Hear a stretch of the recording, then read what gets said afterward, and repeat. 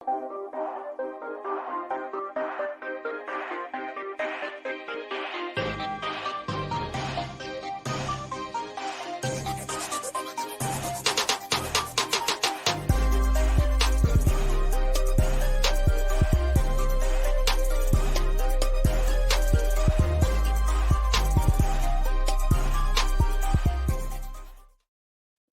I knew that was going to happen. I was going up against time, and I was trying to figure out what in the wide world of sports button I didn't push. Friday. And don't read into it. And it was that one. So bases dropped on Soccer's morning show. Soccer Down Here for a Freestyle Friday. It's whatever's on your mind. We got stuff to talk about. There's a lot of transactions that happen, and one involving a little ball of hate out of the USL Championship that we'll get into at some point. A lot of gossip, rumor, and innuendo. There's in hour number 2, we're going to get into this study in the Premier League.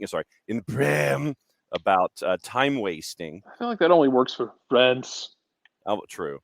Yeah, and Abby with the real thought of the morning, just making sure everybody did okay with the storms yesterday. That was some nasty stuff at points. Just hoping that everybody, basically, a 500-mile run on this line of storms, and it was up and around for hours at a time. And we know that our friends in Central Alabama got hit pretty hard. And just hoping everybody's okay, and just let us know if you need anything, and we'll continue to talk about it and spread the word here at SDH. Let's see. So we got like transfers and transactions and gossip and rumor and NWSL Draft, and I know that try to have our friends at Beyond Goals coming in at 9:30 this morning, like they always do for the Friday free kick. Somewhat, Chelsea, the hits just keep on coming, according to Graham Potter. There's that. But this morning for opening kickoff, Jarrett, brought to us by our friends at Kickoff Coffee, kickoffcoffeeco.com, and there is the QR code for those of you who are watching on Twitch. Once again, reminder that use the code Soccer Down Here 15 with Kickoff Coffee CO and kickoffcoffeeco.com on Twitter, on Facebook, and Instagram. You get 15% off of your purchase when it comes to everything at Kickoff Coffee, and then they in turn take 10% reinvested into the youth game. Very, very cool stuff from our friends at Kickoff Coffee and kickoffcoffeeco.com. NWSL Draft was yesterday. And, when we look at drafts, and we always know about, motivation and things like that, when it comes to players who are drafted, not drafted, those kinds of things. You had a high schooler taken first by Angel City, which, very, very cool stuff there. Alyssa Thompson heading to Harvard, Westlake Prep right now. Great stuff for Florida State, getting Jenna Neiswanger picked at number 4 for Gotham. They had back-to-back picks at 3 and 4, Emily Madrill and Jenna Neiswanger. Reina Reyes shows the growth of the SEC by getting picked 5th for Portland out of the University of Alabama. Florida State had 3 in the top 10 picks, actually, and then Virginia 4 and 10 and 11. But only 48 slots were, selected. It was 4 by 12. I'm going to go ahead and say it right now, Jarrett. There was one. What are you going to say? There was one player that was not picked in the 48 selections, and I'm going to say that the team that picks up this player is going to get a very, very motivated individual. Amy Andrews of South Georgia Tormenta and the USL women's side in Western Illinois did not get selected in the draft, as we welcome in Nick Alifi bright and early this morning for the early sections. But Nick, I was talking about the NWSL draft and how folks can be motivated by not being selected. Leading scorer in the USLW League, Western Illinois University, South Georgia Tormenta. She leads them to a title in round number 1 of the league. She did not get picked, and I will guarantee you. What? Yeah, Amy Andrews did not get selected in the NWSL draft. Oh. So I'm going to go ahead and say it right now that the team, wherever it is on the planet, and if it's in the NWSL, the other teams better watch out, because you're going to have somebody who is profoundly motivated in Amy Andrews to absolutely just let the offense fly, and I'm gonna phrase it that way. So Amy Andrews was not picked in the NWSL draft, and she's going to be quite motivated whenever things roll in for her. And she's told, okay, you can come to our camp. I'm going to say it right now. The team that picks her up is going to get a very, very motivated individual. That's all I'm saying. Look, yeah, I'll go ahead and put it this way.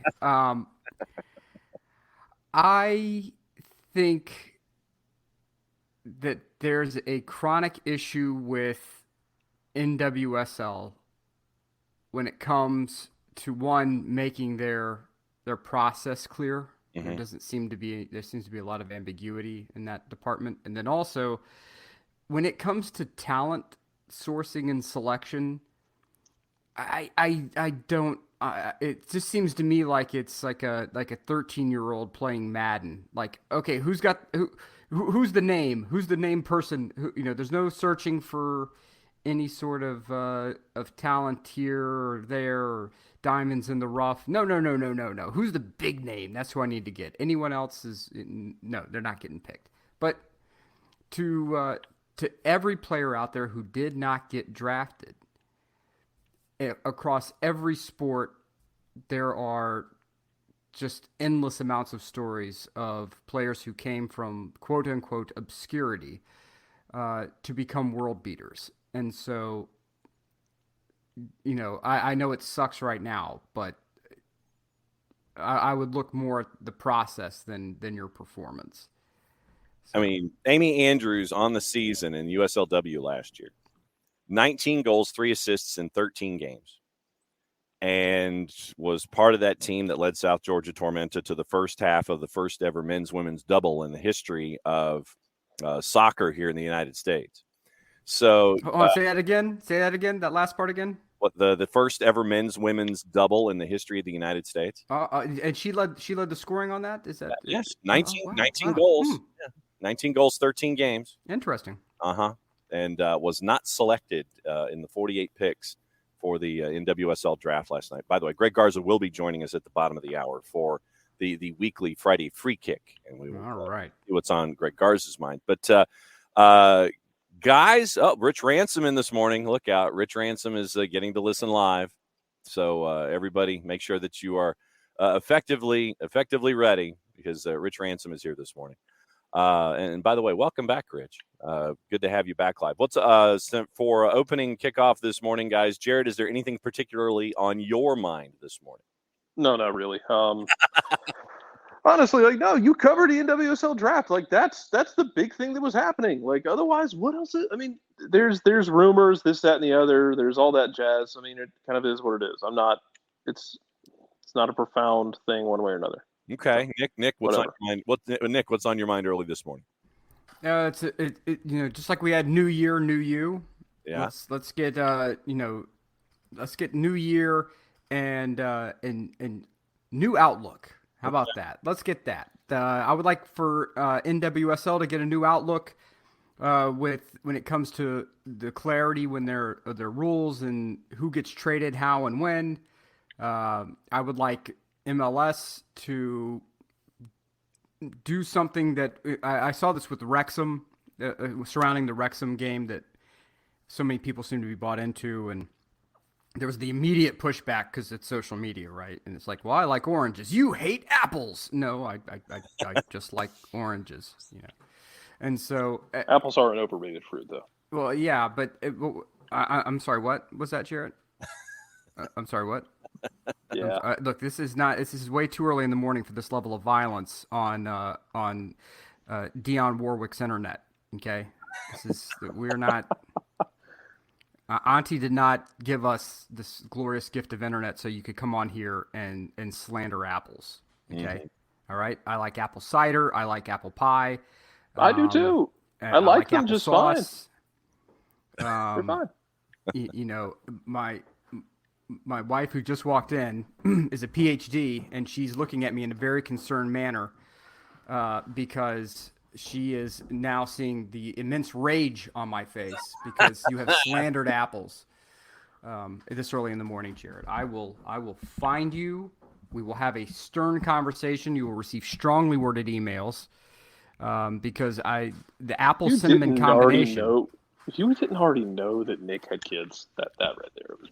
I'm just saying, yeah, because you have to find all kinds of corporate creative ways oh, to yes, express rage. Mhm. You will receive a strongly worded email. I promise you. You shall meet your reckoning. Nix is reminding us is that it's Al Gore's internet, please and thank you. Well, look, all I'm saying is that I will take any apple pie. Apple pie is, it used to infuriate my mom because she'd be like, "Okay, honey, what would you like for Christmas? Apple pie. What would you like for your birthday? Apple pie." She's like, "Son, you have to ask for something besides an apple pie." I'm like, "I don't have to ask for anything else, Mom. I can ask for anything I like." I would like an apple pie. There are some kids who ask for PS5s. There are some kids who say, "Well, Mom, you kind of have some issues around my house. If you could help." No. I just want an apple pie. Just give me an apple pie. That's it. Ice cream or no ice cream? Do you think we live in America? A la mode, man. We live in America. I think I can have it any way I like on a particular day. Yeah, you're in trouble now, Nick, because Abby is more than happy to make you the homemade apple pie and wants to know when your birthday is. That's in June. It is in the month of June.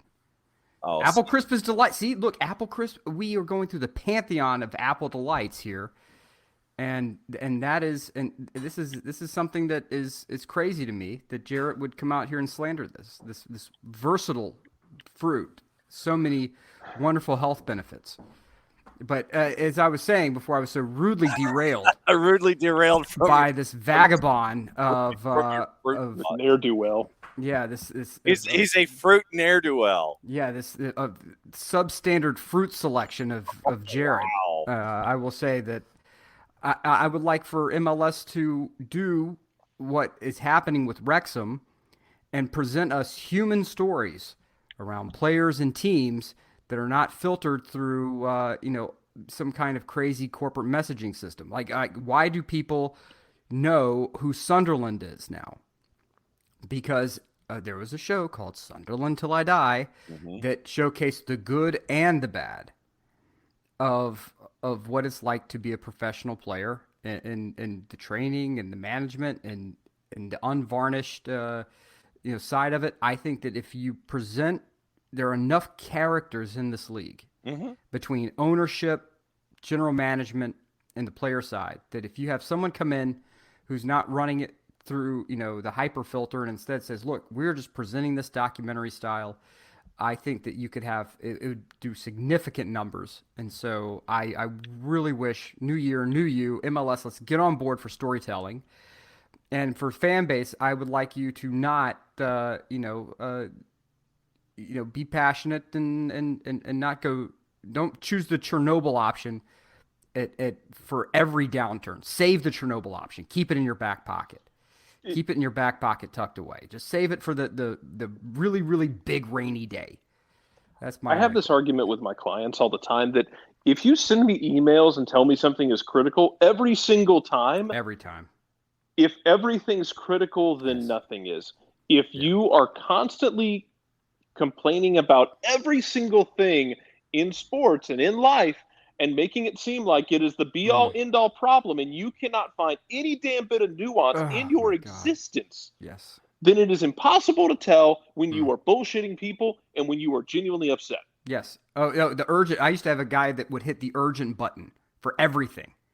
Every little thing was the urgent button. And I said, I reached out to him. I said, "Dude, why in God's name are you hitting the urgent button for everything?" He's like, "Because I'm trying to get everything pushed to the top, because I'm like, yeah, I don't care.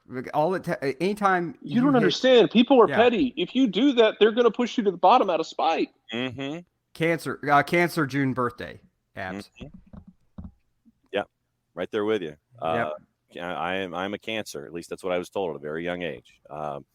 Right. So let's see. Oh, okay. Apple all or nothing. Okay, actually, that gives me the idea, though. Apple all or nothing. You know what we need? You know what I'm amazed we haven't had happen yet? How has Apple, the technology company, not sponsored a team somewhere yet?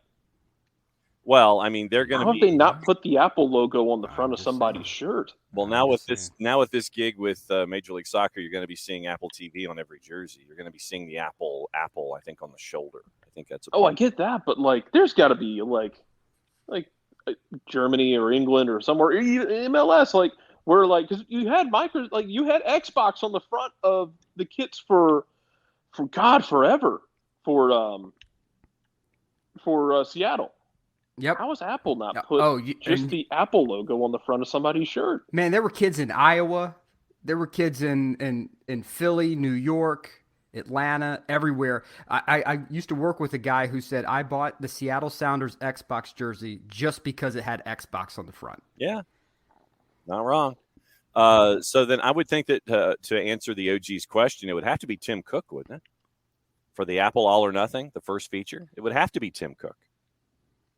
Look, he's a sports guy. He likes, he likes Auburn. You know, He's an Auburn. I assume he is highly involved in whatever the hell Auburn is doing at any given moment. Yeah, I mean he's been on campus and he's done the celebrity wave from the football field. You know, those kinds of things. I mean, he has been engaged.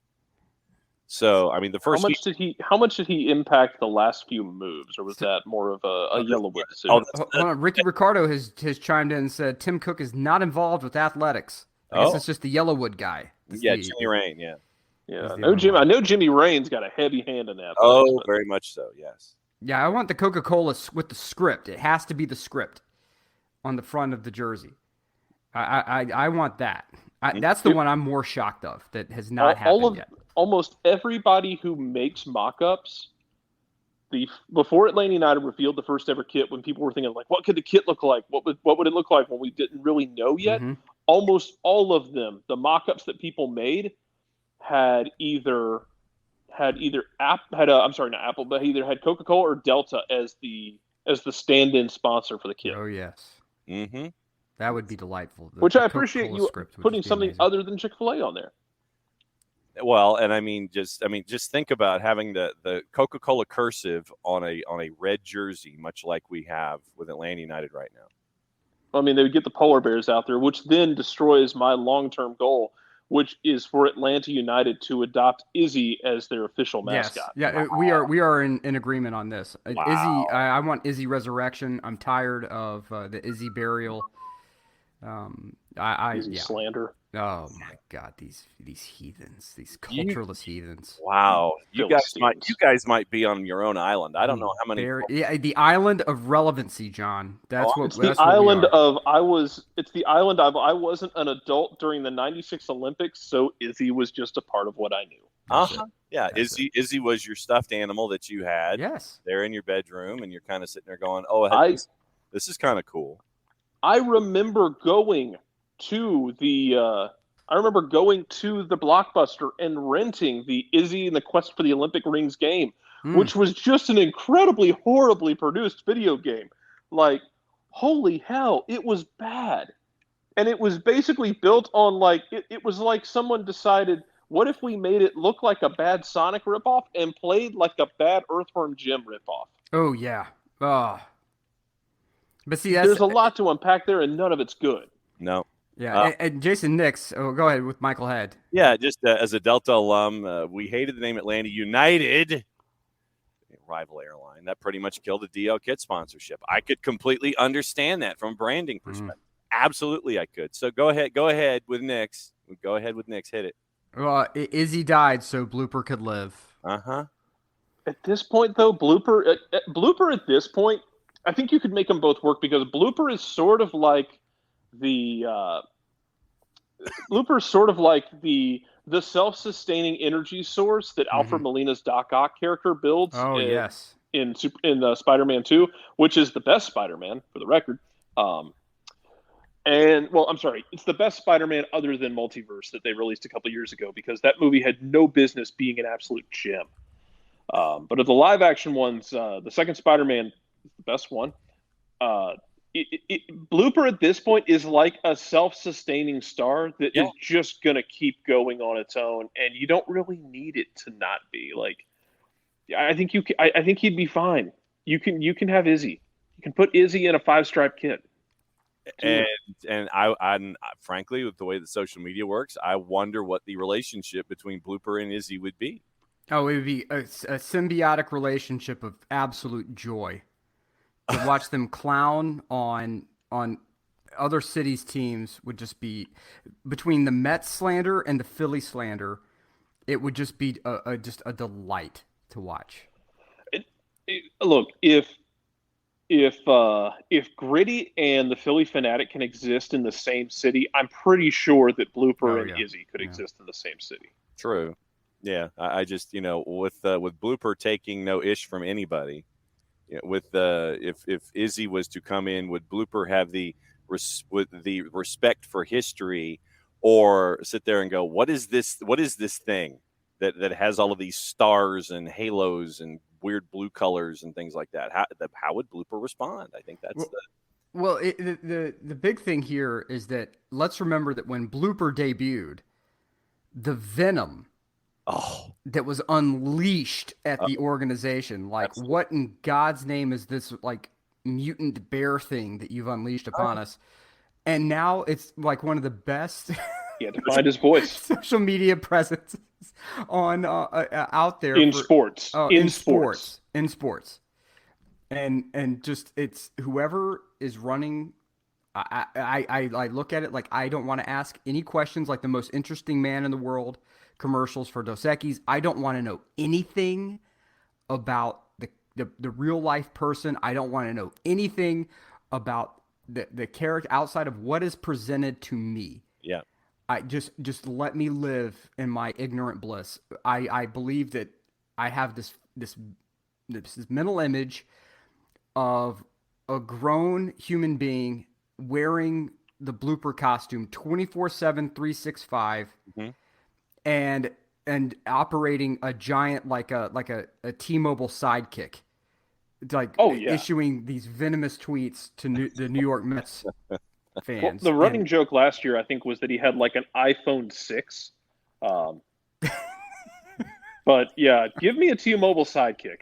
There you go. Because that was a life-changing phone. So it was. So Michael Head was a volunteer for the 96 5-ring Classic, and he says, my hate for Izzy goes beyond bounds. Oh, my God.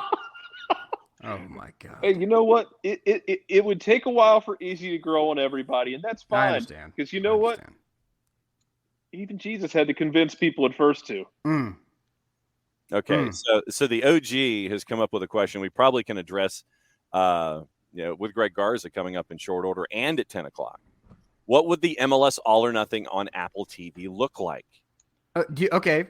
All right. I'll go there because I'll go there because I have the vision for it. Okay. I have a vision, right? Well, I was going to say, don't give away all of your vision because it gets taken. Well, the thing is I'll tell you a brief story. This would not be the first time something like this has happened. Okay. So I was like 11 years old, and there used to be these commercials for the invention hotline. Right, you call up, you give an invention, somebody likes you pitch on the phone, and somebody calls you up and says, "Yep, let's do it." I had one because I had using Legos built shoes with roller skates in them, and I went through the whole process using my Legos of learning about physics and how you couldn't have the wheels pop to the side because the weight would break. And so you have to have them where they pop straight down and lock in place. Okay. And so I call the invention hotline, and I'm like, I got this great idea and this is 1991. Okay, this is showing my age here. Okay, and so, I call. I'm really excited. I pitch this idea, and I hear nothing. Right, nothing. And like not even 3 years later. It was longer than that. It was good God, it was a lot longer than that. Yeah. So I brought this girl over to meet my parents, and I'm lamenting this idea because the fact that this never went anywhere because I see these kids skating around the malls and everywhere else, and my mom says, and this is an absolute quote and 100% fact. She said, "What? Well, they called back and they said, we would like to speak to Nicholas because he gave us this great idea. And we would love, we want to hear more." And my jaw hits the floor. And I said, "Mom, What did you say to them? Uh, Well, I said he's 11 frapping years old, and I hung up the phone. And then I silently shook and walked out of the room. I bet you did. And I said, Mom, I could have been a billionaire. Yeah, you could I have. could have been a billionaire. All right. And, So that's where we are. So all right. my idea is very simply. Okay. Oh wait, hold on. No, we have royalty here. Yeah, we do. But go ahead and finish. Well, we got royalty. Okay. So my idea. I'm in for story time right now. There we go. Well, we moved from my utter sadness at not being a billionaire because of the wheelies to now my idea for All or Nothing is you have very small guerrilla style teams of photojournalists set up. All you do is record. Everything would be mobile. Everything would be cloud based. Very easy to cut together. And you just do dial-ins. They do it with the deadliest catch. They do it with ships that are out there in the middle of the Bering Sea. It's not that difficult to do. And you capture some of these great personalities. You capture some of the issues that go on as far as, teams struggling, trying to get, their legs underneath them. And you have the opportunity to capture magic. And you have Apple TV, you have the platform, you don't have any kind of crazy distribution deal you have to work through. The deal's there. And if somebody steals this idea and runs with it, and it benefits the league, and it benefits the players, and somebody out there suddenly realizes, oh, crap, who's this guy? Wait, he's really marketable. Good God, let's get him an endorsement deal. Everyone wins, right? That's what I want. I want that. I'm Mo Green. I want everybody to win. So I don't think I'm that crazy with the idea, but no. But see, now once again, since it's 9:30 on a Friday morning, Greg Garza and his morning cup of coffee are hanging out with us, with our friends at Beyond Goals Mentoring. And since we've gone down, it's a Friday, Greg, and you know how things kind of go on Fridays. We go off the rails pretty easily. I love it. Friday. So, is there a soccer invention or an invention when you were growing up or playing or anything like that you had that you said, man, this would be a great idea if you could find the way to invent something? Have you ever thought about inventing something and bringing it to the masses? I think when I was a kid, it was the string, the stretchy rope that you would tie around your ankle. That came out when I was a kid. Do you remember that? Yeah. You'd kick the ball and it would just spring right back to you. Oh, yes. But then at the end of the day, I had a pretty massive red brick wall in my driveway with a couple of windows in it as well. So that was much more useful than a string bringing a ball back, because I would kick that ball as hard as I could against that wall and just constantly work on my touch every single day.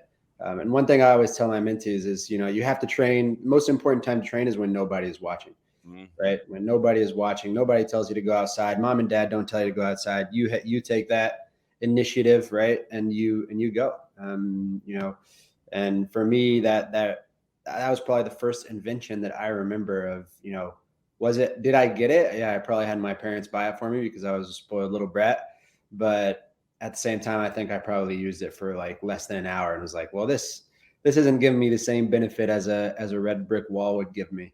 But yeah, I think that's the one soccer invention. I mean, you had the kickbacks, you would use the baseball nets or the baseball springs that I had. And I'd use that every once in a while when I was a kid, but nothing beats a ball in a wall, man. There's nothing better. Jarrett Smith, first question for Greg Garza this morning. Oh my God. Well, after all that, it's a lot to unpack from the last 15 minutes. Jesus, y'all. Also, I had a hitaway that I used for the same purpose, and I concussed myself with it on the third day. There was elastic where the baseball would meet, and for some reason I wasn't paying attention when I was swinging, and I hit the elastic, and the composite metal bat just popped right back into my skull. Oh my gosh! Yeah. So those tools can be great, except when you're getting sloppy as an 11-year-old and you're not paying attention to what you're doing.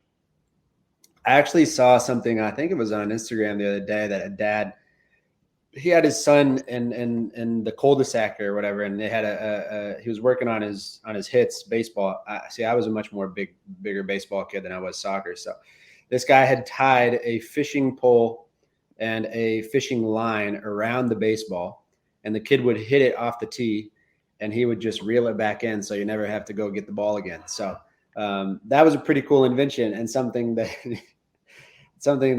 thinking out of the box, right? You don't have to go get all the balls; you just reel it back in. You're ready to go again. Absolutely, Nick Leafy, go for it. Well, is there anything that would teach you better control and touch than that ultimate fear of the first time you really whack the ball and it drives right toward the window and maybe bends away at the last minute? You're like, oh my, and thank God the ball barely misses the window, but then you learn, okay, I need to do this next time so I don't bust the windows. Now, did you break any windows, Greg? Probably. Statute of limitations. Go ahead. My parents' garage does still not open correctly. 20 years later, 25 years later, and that's my fault. My dad was just, he's too cheap to ever got it fixed. But unfortunately, there were a lot of things that that wall for me, it was really funny because you see so many kids. Whether it's no hard hit on the personal trainers that are out there, because I think it's so much needed. Private training is so important because you get that individual, base training. But there's so many trainings, and sometimes I do the same thing. I love to take kids out and train them individually and work on their touches. And you see some trainers throwing out things that they have to catch while they have the ball, and they're juggling and all these different things. And you're thinking, you see all these different ladders and jumps that these kids are doing. And I saw a video by Berbatov. I'm sure everybody knows Berbatov, who, for a massive guy, the guy had amazing techers. When I remember watching him at Man U when I was a kid and just saying, holy moly, this guy's techers are unbelievable. The guy would just be able to control a ball out of the air. And he put a video, I think it was on Instagram the other day as well, of why his touch was so good, why he had such a good touch. And then we always talk about strengths. And I think one of my major strengths in my career was my touch, my technical ability, because I was always the smallest kid on the field or smallest man on the field. I had to use my technical ability to kind of weave my way around people. And Berbatov used the example of when he was a kid, he had a wall and he would just nail the ball over and over against it. And just works, constantly on his touch. And that would be my biggest piece of advice to kids is don't worry so much about catching red, blue, or whatever penny that some coach is throwing up. And while you're juggling, because, do those things sometimes help? Yeah, I guess they can. But man, so many players that were such big time players, they didn't have those things to use. And all they used was a wall and a ball, and they nailed it and smashed that ball against that wall over and over again. And at the end of the day, once you get to a certain age, it doesn't matter, what color of tube or whatever you can catch. It matters. Your touch is the most important thing. So that would be my biggest piece of advice. And I saw so much benefit when I was a kid from kicking that ball against that wall. Jarrett Smith continues the fatal four-way on the Friday free kick with Greg Garza. Jarrett, what else is on your mind? I don't know. We're going to build off this. A rebuild? Is a rebuild into play today? Sure. Oh, man. I don't know. We have to build off of this conversation. As far as you're talking about with the kids and whatnot, how are with you and with Michael and anybody else with Beyond Goals, how does the conversation generally go with the parents about staying on top of kids, but also not being overbearing about it? Yeah, of course. That's a huge piece, right? I'll be completely honest with you. I think there are so many parents that are living their own dreams within their kids, right? And that can be within any sport, right? Any sport and it could be even within school, right? It could be parents who are doctors and they want their kid to be nothing else but a doctor, and that's a lot of pressure on that specific individual. So we speak about applying pressure from the parent side, the amount of support that is needed. I think the best way, that I can give an example of it, of my own personal experience, is that my dad traveled every single week to work and provide for us. But my mom was very adamant about, just giving me little tweaks in conversation of, hey, it's a Friday night, your friends are going out to the movies, and all my friends invited me, and the movie starts at 8:30 p.m. And well, back in the day, the movies weren't 4 hours long; they were an hour and a half. Mm-hmm. But think about when you're going to finish that movie, and think about when you're going to get home because you have a game tomorrow morning, right? She would throw those little things out just to kind of keep me responsible and have myself kind of hold myself accountable towards certain things of what my priorities were. And that's really interesting. You said, because I had a conversation with a kid last night about that same exact thing, just what to prioritize in certain situations and how parents can help out with prioritizing those decisions that are made by the kids. From the pressure standpoint, if you look at me and you watch me at a youth game and I have my 2 older kids that are playing, I am the furthest one away watching them at the corner. If there is anything that I see, I will wait until after the game or at halftime, and I'll pull them over and kind of give them a little piece of advice, but nothing to where, what are you doing? You need to do more, hustle more, because at the end of the day, that kid is the one that's going to make that decision of what he wants, right? Kids are going to be obsessed with the fact if they want to get better or not, right? And it's always going to be their decision. There's going to be a point in time where they get to an age to where then they're going to stop listening to their parents, and it's going to be about what they want. Nick Alifi, go for it. With these mentoring sessions that you have, is there a common thread that you're seeing with kids nowadays that like, no matter what the technical ability is there something that you're seeing, whether it's confidence, whether it's a lack of confidence, outside stressors? What's the common thread that you seem to be seeing amongst the people that you are mentoring? Out of all the mentees that we have, you said it. Lack of confidence is number one, and self-acceptance, in my opinion, is number two. Self-acceptance to be comparing yourselves to others, not focusing on what you have in front of you, and looking at some kid who has X amount of followers on Instagram because he does some really cool skill moves, or thinking this one kid is on the first team and you're on the third team, and you'll never be anything because that kid's already way above you, right?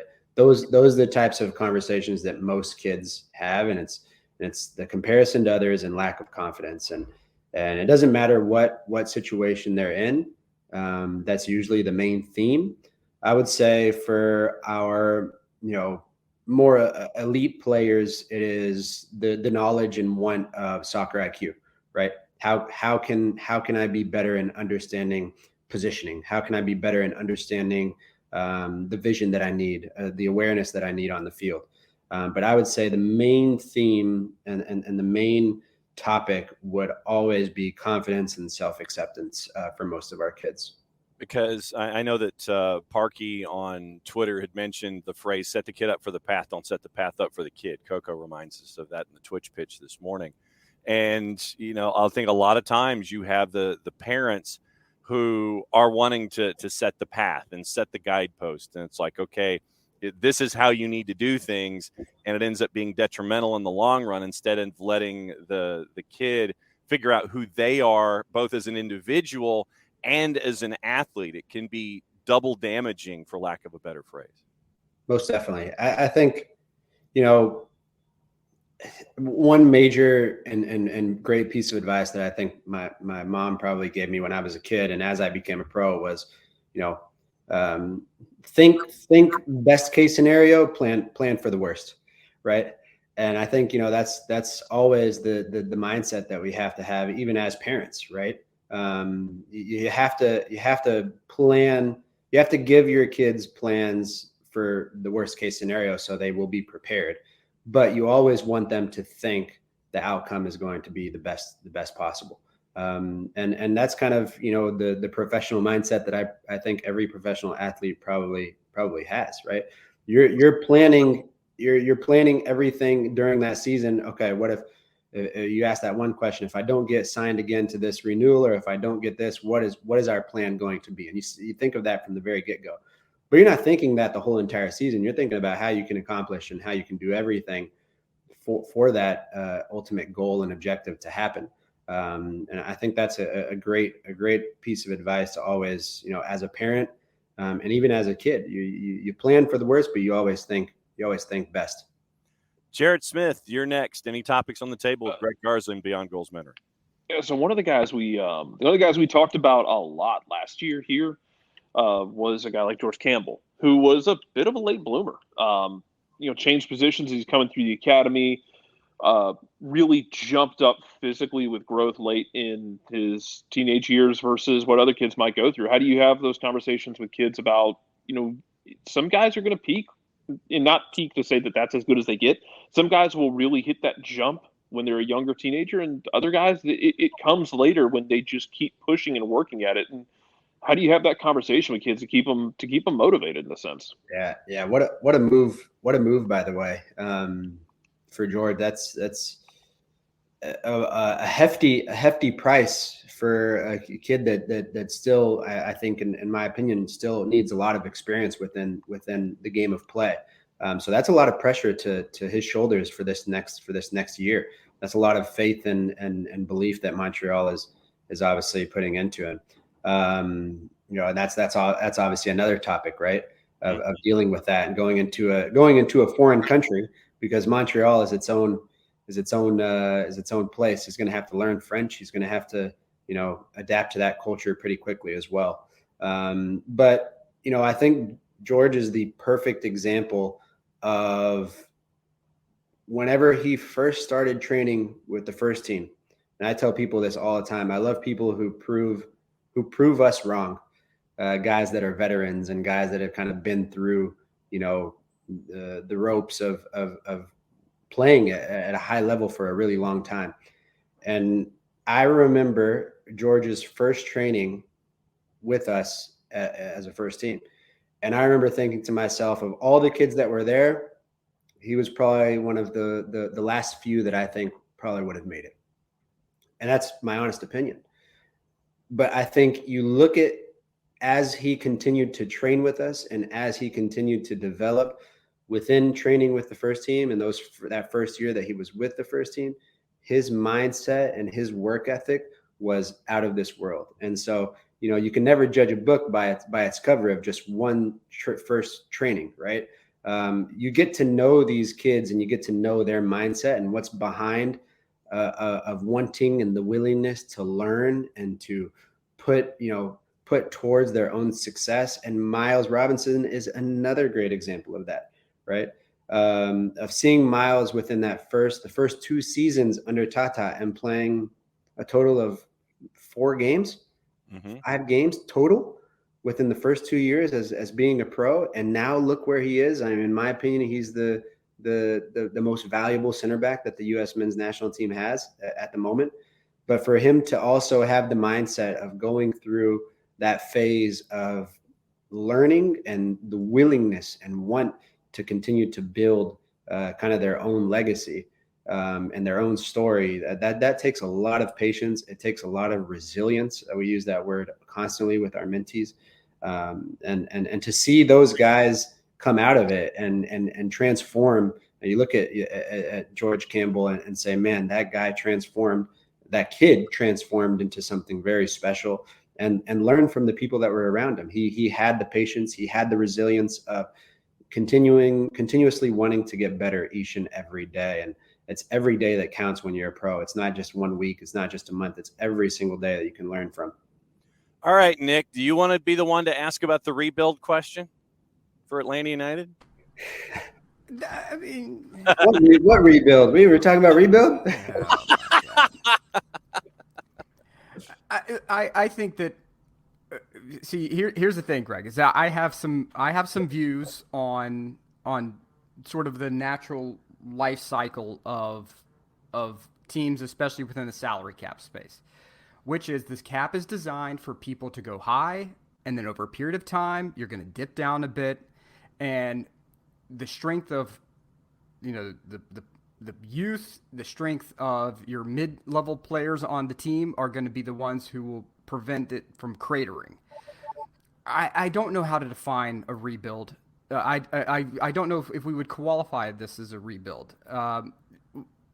Is it presumptuous of me to ask you would you define this as a rebuild, or would you define this as just a natural evolution. I know that's a very dangerous word here in this town. The natural evolution of the life cycle of a salary cap team. Yeah. I mean, let's go into other sports. Yep. Right. Look at Atlanta Braves. Mm-hmm. Great example. You lose Freddie Freeman last year. Is it a rebuild? Nope. Nope. You lose Swanson this year. Is it a rebuild? Nope. Nope. Because there's a core piece of group of guys that are there within Atlanta Braves that will probably they will still have an ability and a chance to still continue their success within the next couple of years. Within Atlanta United, you lose a lot of guys this year, right? That you could say are key guys to playing every single game, right? Some of the guys we're losing this year played every single game. Then you lose someone, I mean, obviously I think we can say it by now, right? You lose someone who will probably have a statue out of the stadium at some point in time, who I think deserves a statue outside the stadium. But with that said, do you still have a core group of guys that are there that you can say, okay, we can rebuild, Mm-hmm. we can rebuild around these core group of guys. Mm-hmm. And I think, you look at it and you say, okay, Miles Robinson's got to be at the top of that list. Brad Guzan has got to be at the top of that list. Ozzie Alonso has got to be at the top of that list. But where have these guys been the past year? They've been on injury lists, right? Mm-hmm. And so you have to, your core group of guys, Brooks Lennon is another guy who's probably that part of that core list. Even Andrew Gutman can probably go within that core group of list of guys who you can count on. Those are reliable guys. They are invaluable. There's only four guys that I mentioned right there. Mm-hmm. Everybody else is kind of tossed up in the air and saying, we're going to have to rebuild. I named the goalie and 4 defenders right there, right? Out of a 23-man roster. Right. And that doesn't even include second team guys that are a part of the system. You're talking 30 on an MLS roster, 23 make it to week, and then 18 on game day. So yeah, you mentioned 4 out of 30 or 5 out of 30. I'm mentioning 4 out of probably the most consistent playing, reliable, in my opinion, invaluable guys that you can count on. I think the rest is up, and just in my personal opinion, the rest is up for grabs, right? Mm-hmm. And so, yes, I believe it is going to be a rebuild. You have to find it's a start, not necessarily from zero. It's not a start from scratch, but it is a start from 25%. I just named a quarter out of guys that will play. So I think it is going to be, you are going to have to make some pretty, obviously you have Thiago, right? That's still there. And I didn't mention his name because I think if there is any point in time to where you want to sell Thiago, it's got to be now, right? If you get the offer that you can't refuse. If you get the offer that you can, there is no better moment to get your money's worth at what his value is probably set to right now. I don't even want to know what it's set to right now. I don't even want to look at transfer market and see what his value is, because I know Atlanta will make money on him regardless. Mm-hmm. But his highest value is probably right now. Oh, that World Cup bump in his career. Does not matter if he played 5 minutes in the World Right. Cup. Does not matter. It's his highest value is right now. So I think, with the names that I mentioned, I think, you have to build around those guys, and all of those guys, most of those guys are coming back from injury. So you have to, it's going to be I think it'll be a tough task as a fan now, right? As a fan, I think it'll be a tough task this year, and hopefully we can make some really good signings that come into play and are also invaluable to what Atlanta stands for, what Atlanta United stands for. And I think Atlanta United has to be a team every year that makes the playoffs, with the amount of fan base, with the amount of, just success that they have already achieved. And I think a great team of what you mentioned of how teams, have that high and then kind of go through that down is Sporting KC. Yeah. Sporting KC, I always use them because they had a core group of guys back then, a few years ago, that were always the core. Then you get rid of Elias Sanchez. Then and you don't replace him. And you get rid of other guys within that team that were so beneficial to their core group. And now you only look at it and you think, man, I think Graham Zusi is the only one part of that core group that is still there. And they are also in a phase of rebuild. And look at what last season was for them. It was very hard to watch such a successful MLS team that always makes the playoffs, not make the playoffs, maybe in the last 2 years. And so, yeah, I think you're fine. Atlanta United is finally in that phase to where, yeah, you're going to have to start making some signings that are, going to be invaluable to what Atlanta United stands for. Jarrett Smith, I know that the real world turns into your driveway very quickly. Your last question. And this is another side of that like, yeah, it's not as messy, but this is a thing that I've argued for the last year plus, I guess, on here is because we had it brought up about guys moving on, and not just with Atlanta, with other teams, with the salary cap issue of, I've been a proponent for a while of just open the damn cap up. Change how you want to do DPs, change how you want to do monopoly money, change whatever you want, but open it up and let teams spend what they want to spend. And I think aside from teams maybe loading up and other teams not loading up, I think you would end up with more continuity instead of, having somebody leave because the club has to save money somewhere. Guys are able to stay longer in one spot. And also, you could a whole different conversation, but you could look at the way free agency works within MLS, where guys can have a little more freedom to go where they want to go if they're out of contract. Yeah, I will agree to disagree there, because I will say if a club really wants a guy to stay, they will do whatever it takes. Yeah. And that's the biggest, thing within sports. If there is a club that really wants this guy to stay, they will find a way. Even with cap constraints. They will find a way. You look at LA Galaxy for their time of where they were the absolute hero, they were the top of the league. And you would ask yourself, how do these guys continue to stay? Where are they getting this money from? Well, they're getting it from somewhere, but those guys continue to stay and they continue to have that success. And, I think that's a great example of it, I think, and at the end of the day, right, you see all these other teams, all the other teams within the MLS, we all follow the same rules, right? We all follow the same ruling of salary cap. And it's a chess match. It's a chess match on trying to figure out how much to pay one particular player and how you're going to get the most out of them, right? And you look at examples of, Emerson Henman not being able to play the last couple of years and being on a very hefty contract. And now you release up some money right there, and now you're able to hopefully spread that out. And once again, I say, find people. You need to find industrial guys that are going to be invaluable to the team and invaluable. They are going to put in that work every single day, and they're going to be the most reliable guys that you can count on, not only in performing, but also in the locker room, being guys that are great to be around.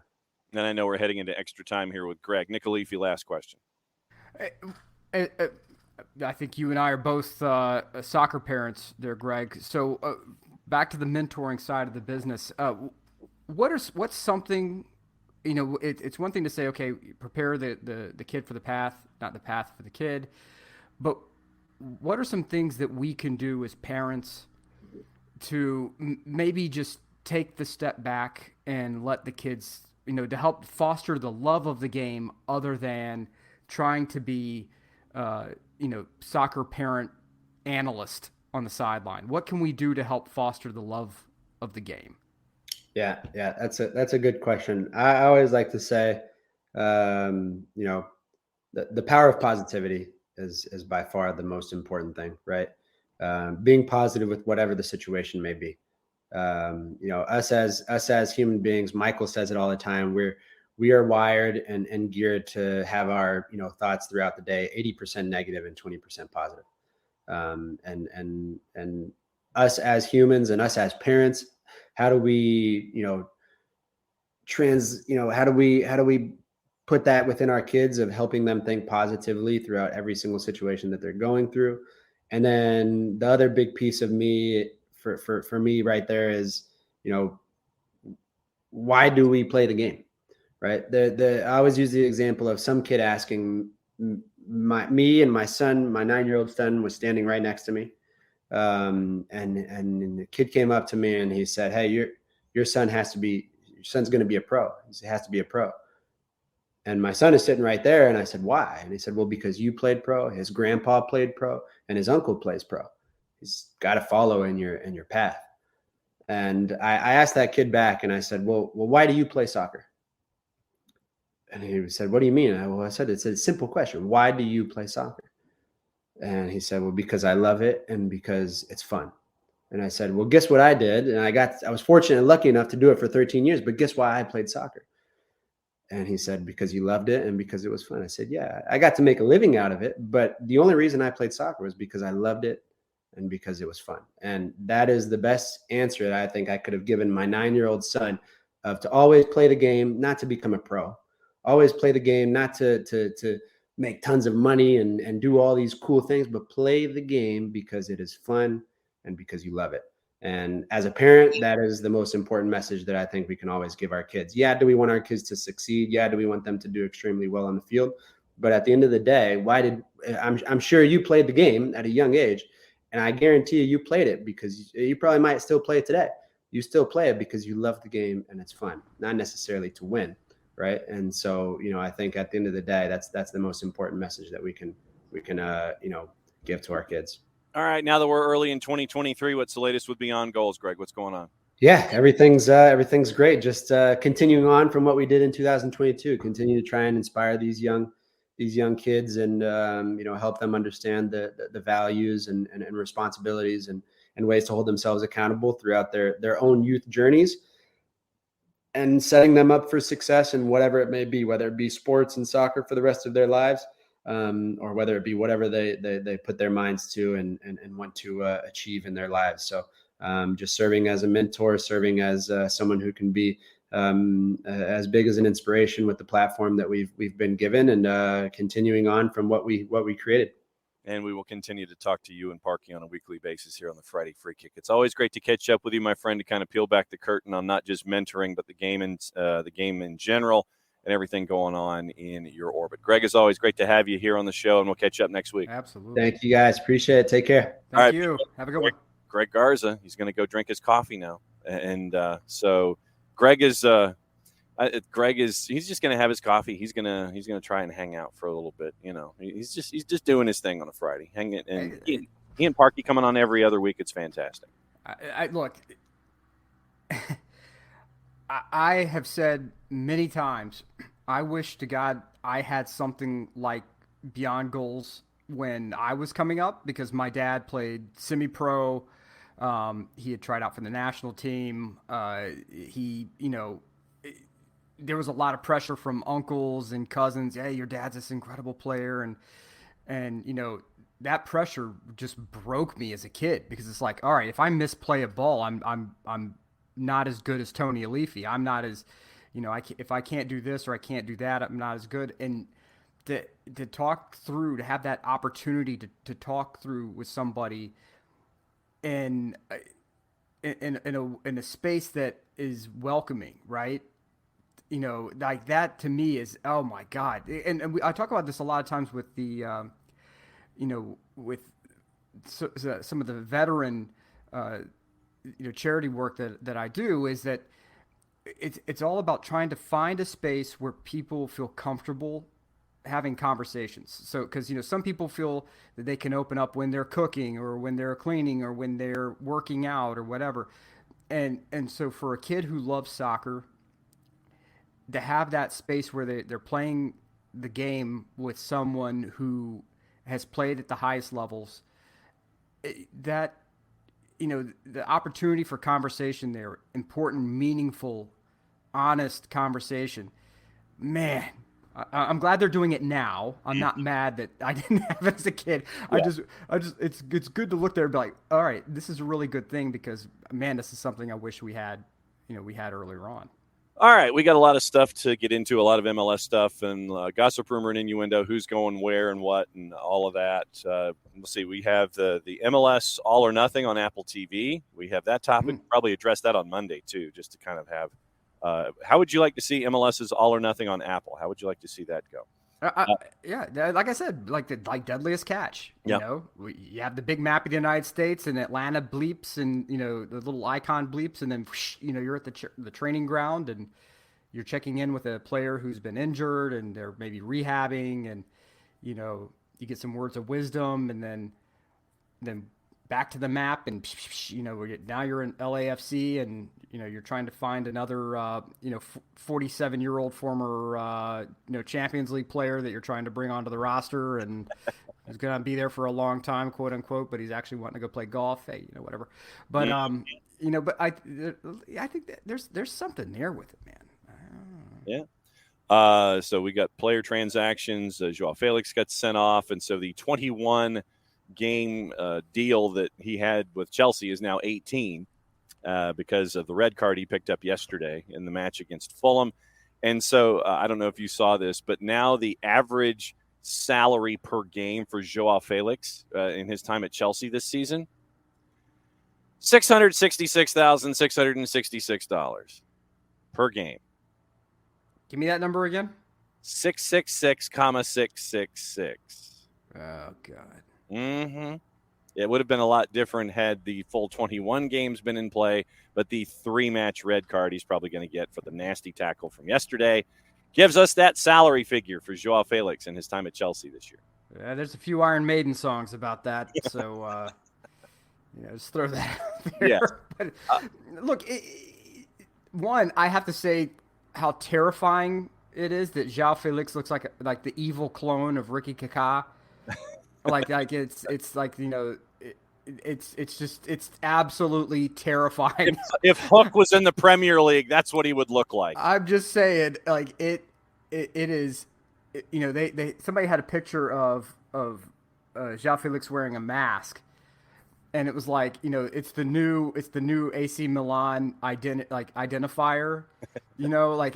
It's like we're instead of identify the stop all the pictures with the stop sign in it, now it's like identify Ricky Kaká. And it's like the sweating guy, I don't know. But I'm just hey dun dun dun. That's right, Ricky Ricardo. Clone or secret son? Find out next week. Exactly. But yeah, look, man, there's a lot of good that I think comes with Joao Felix going to the Prem. Mm-hmm. It absolutely raises his profile infinitely more than it would have been at Letty. But it's brother to get sent off in your debut is. Oh, it was a studs up into the shin, really nasty tackle. So, and Thiago Almada, the last update on his value at Transfermarkt was before the World competition, and it had him at 15 million euro. So he has not had a reevaluation after the World Cup. He has not received the World Cup bump yet. Well, it's all his agent has to do is post the picture of him walking past Emmanuel Macron with the medal, standing next to the trophy. Mm-hmm. That's it. It's like, well, why should I pay $35 million for this player? Here, I'm going to send you an image. Yes. It's a raw image. Almada.jpg. Yeah, no, it's bigger than that, buddy. We're going bigger than JPG. We are shutting the graphics processor on your computer down with the size of this image, and just send it through. And there's two words on there. Acknowledge me. Mm-hmm. That's it. And that's why you're paying that money. And I wouldn't be shocked if a team like Atletico Madrid was to call up and say, hey, look, 35 mil for him, Because that's a good deal for Atleti. So I think that there's especially if you're trying to get rid of Joao Felix. I did. I mean, loan. So all I'm saying, you're not loaning a player like that out without the intent of. Oh, I know. Yeah. We are. No, you are technically correct. You are technically correct. I'll put that there. Yeah, technically correct. Yeah. Let's see. We've got a lot of stuff going on. You want to talk about the Club World Cup? We actually have our grid out now for the Club World Cup. Yep. We now know the first opponent for Seattle Sounders first match is Alakli in Auckland City. The winner of that one gets Seattle Sounders in match number 2. Oh wow! And Seattle. if Seattle wins that match on February 4 in the semifinals, they would get Real Madrid. No pressure. I want that to happen. Let's just get I want to. Why not put it out there? All it does is benefit the league. Mm-hmm. That's it. If for an MLS club to be in Club World Cup, even if they get annihilated by Real Madrid, it does nothing but benefit. It does nothing but benefit the league. Yep. So there are some players that are going to be identified and that were previously previous unknowns to the global soccer community. Yep. And so it's it's an opportunity for some of these guys to get looks in a setting against talent that they normally wouldn't get a chance to. Guys who were not called up for the World Cup. Now you're going against mother blanking Real Madrid or Al Ahly or whatever. Then there's opportunities, man. Rusnak, Rui Diaz, Nico Ladero, João Paulo, Obed Vargas on the young side, Eber, Rusnak, all of those guys getting seen, and the younger guys too, getting seen on the world stage in Morocco. No, we have not booked our tickets, and we will not be doing soccer over there from Morocco, at least not this year. Oh, I'd love to though. Scott's Cheap Flights, which is now known as Going, yes, recently had a massive flight deal from, I believe it's from JFK to Morocco.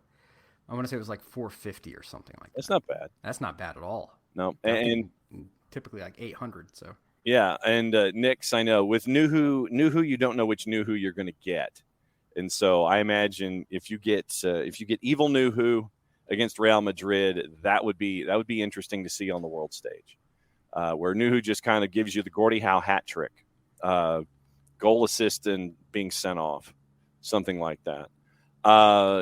Ricky's dream would be to see Atlanta United play Real Madrid someday. I'd love to see that too. That would be fantastic.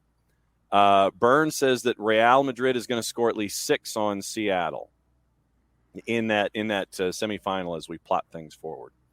So I want to know the squad that Real Madrid sends, and if in that first match they kind of do some wholesale changes where it's not the starting 11 that you think, but if it's tight late, then with 30 to go or 20 to go, then you bring in the big guns and you end up with Real Madrid. That's a good question. Club World Cup, is it on TV or streaming? Probably yes, but nothing in the article nothing from the article in and of itself as to where it would be. So we might have to do something like a VPN or something like that. But Club World Cup, I think in the past it's been on FS2. You're out, right? Exactly, Ricky. FS2. So keep an eye out for FS2, considering that that 3-letter network is now into the event business and not necessarily into the games business when it comes to showing events and things like that. Transfer Tracker, the first one. I mean, there's a lot of little names that we've got. Sporting KC signs German left back Tim Leibold. Minnesota United from the Murder Owls has signed a super draft pick Ryan Jiba. Michael Chang gets a contract extension at RSL. Then there are 3 that I wanted to kind of focus on here. The first one for you, Nick. FC Cincinnati apparently has received an offer from Udinese for Brenner. Deal would be worth around $9 million, including add-ons, as well as a sell-on percentage. Numerous other European clubs remain in the mix for Brenner, as the expectation more offers will arrive, and that came from Tommy Scoops. So Udinese and Brenner, question mark. From a playing perspective, it would be interesting. It would go along with Udinese's profile, how they profiled players. They absolutely want to have they are firm believers in buy low, sell high. They are not a major market team, right? For those who don't know, you're talking about it's a team to the farthest team to the east, the northeast of Italy, and so maybe they see something I don't know. 9 mil, okay. If you have other teams that are chasing, allegedly, then fantastic. But I would, I'm going to trust that Udinese, who's kind of been pretty sneaky on talent sourcing in the past, kind of know what they're doing on this one. It's not a move that I would make, but they get paid to make those moves, and I don't. So yes. Also on the board, Toronto FC signs Dio, and I don't mean Ronnie James. Holy diver. Exactly. Adama Diomande is back in MLS. Bob Bradley has brought in Dio to help out up front. Dio went through waivers, and Bradley and Dio were together at LAFC under contract through 24 with an option for 25. Prepared quote in the press release from Bob Bradley. Quote, I had the opportunity to work with Dio at Stabak and at LAFC. Excited to welcome him to Toronto FC. Proven striker, vast experience playing in MLS in Europe. Smart runs, athletic presence, and skill to finish in the box will immediately impact our attack. He turns 33 before the 23 season starts. 24 goals, 11 assists, 52 appearances, all comps for LAFC in 2+ seasons. Left LAFC in 2020 citing family reasons. And joined, and he went back home since departing LAFC. He's played in China and Qatar, most recently on the books in Odds BK in his native Norway before searching for a new club. That means that now up front, it is Jesus Jimenez, Ayo Akinola, the number 9 group flanked by Bernardeschi and Insigne.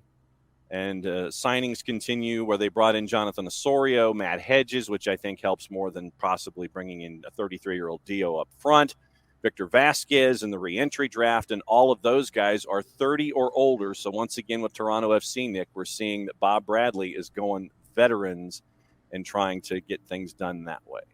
Well, I think that's going to work great for them in the beginning of the season. Yes. Right. In the beginning of the season, they're going to look like, world beaters. But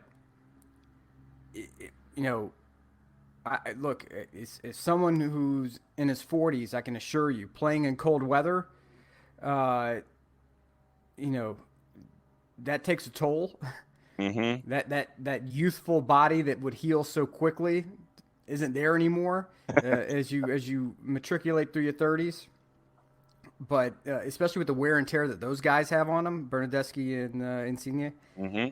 But I have a lot of questions about that roster and Bob Bradley's logic in running a roster that old out there, because you're going to take the hit. The dream scenario is that you take the hit and spread load it over the season, right? So one guy's out, then one guy's back, then one guy's out, and one guy's back, but the real challenge here is going to be, can Insigne find form consistently? And he had some just absolutely terrible, a terrible situation befall him and his family last season that took him out for a while.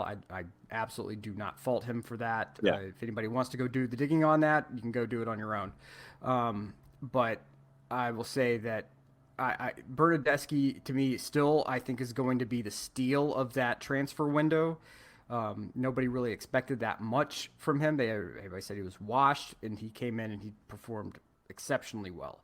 So can they all stay healthy? No, we know it's not going to happen. But when do those injuries happen, and does it derail them late? And if so, if they find themselves in a very tight a very tight window for competing for playoff spots or seeding.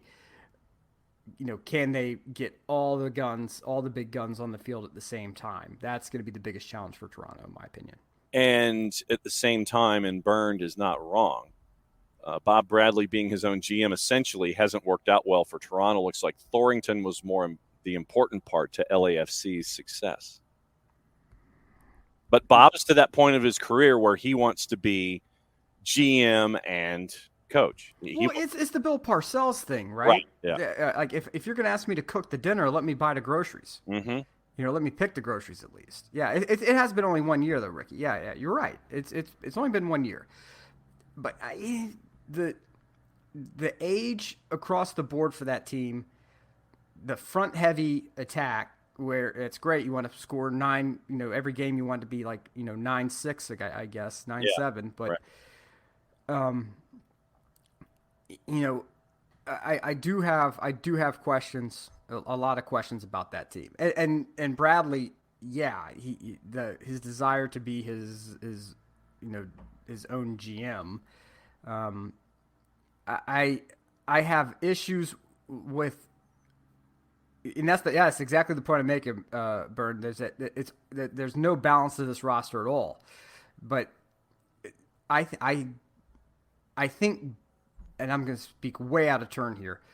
I think Bob Bradley has allowed the mental damage from getting screwed at Swansea. Well, getting screwed at Swansea, having everything fall apart around him at a geopolitical level in Egypt, that essentially being, really not held in regard as a former U.S. men's national team manager, right? And he has this massive chip on his shoulder. No doubt. And I think that it's tough for him. And I think it's tough for him with the venom that his son deals with as well. I'm sorry. I don't think that gets left out of the equation. But I think Bob lets that chip do a lot of the talking and a lot of the decision making for him now. And so, yeah, exactly, Burn. He did not like to be called Bunker Bob, so now he doesn't play defense. Right. So he, I get it. He's worried about legacy, but just focus on winning, focus on winning and focus on putting the best product on the field you can. But in a cold weather environment, that age, yeah, okay, good luck, I guess. Well, in LA, and this is toward the end of his tenure, as I know that it seems like construction's going on behind you again for the 48th day in a row. The construction that Bob had with his roster in LA, it seemed like he didn't have a whole lot of trust past guy maybe 15 or maybe even 14. He always had a very, very short bench in his time in LA. And there were the times where when you were physical with Carlos Vela, LAFC was kind of exposed. And then Bob goes to Toronto, and then LAFC, does what they've been doing ever since, bringing in Cherundolo and winning titles. But I think that Bob has always had a very, very short bench, a very, very limited amount of folks that he would trust on a daily basis in LA. And when you have that short bench, guy 12, 13, 14, and you're recycling all of these same guys, and there are young guys on your bench because you're in a cap league. I mean, you had guys in LAFC like Bryce Duke who were very promising but weren't getting a whole lot of minutes just because Bob was leaning toward the experienced guys as the first ones that he would call off the bench for substitutions. And I think that, Bob, with this chip on his shoulder, and Burn, definitely to your point about being your own GM. No, it hasn't worked in Toronto. But in Toronto, Maple Leaf Sports and Entertainment, or however you want to phrase it, the owner, Bill Manning, however you want to phrase it, is more than happy to hand Bob the keys to a very expensive car. And they're more than happy to, it's like, oh, you want so-and-so? Okay, great, fine. You want to bring in Bernadeschi, fine. You want to bring in Insigne, fine. You want to bring in Crescito, fine. How was that retirement for you? Lasted all of, I think, 6 weeks. But Bill Manning is more than happy to hand the keys to a very expensive car over to Bob Bradley, and it's all veterans that are being brought in. And the younger players that are coming up through the Toronto system, you're not really seeing a whole lot of them. You didn't get to see a whole lot of Schaffelberg. You're not seeing a whole lot of Marshall Rudy. There are a couple of other folks that are a part of the younger generation in Toronto, but the lean for Bob Bradley has been to the veterans to try to get things done. And you're right, Bern, the roster doesn't have any balance at all. He wants to turn it into PS3 or 5 or whatever the up-to-date number is and try to win games 9-6, like you were saying, Nick. Well, I'll say this about Bernadeschi, and this is something we talked about whenever he first came in to the league. And I say this simply because as I'm sitting here thinking about this, I'm like, okay, what happens if? Bernadeschi at Juve played everywhere. He could play in the back. He played in the midfield. He played up top. He could play wing. If he had to be central striker, he could.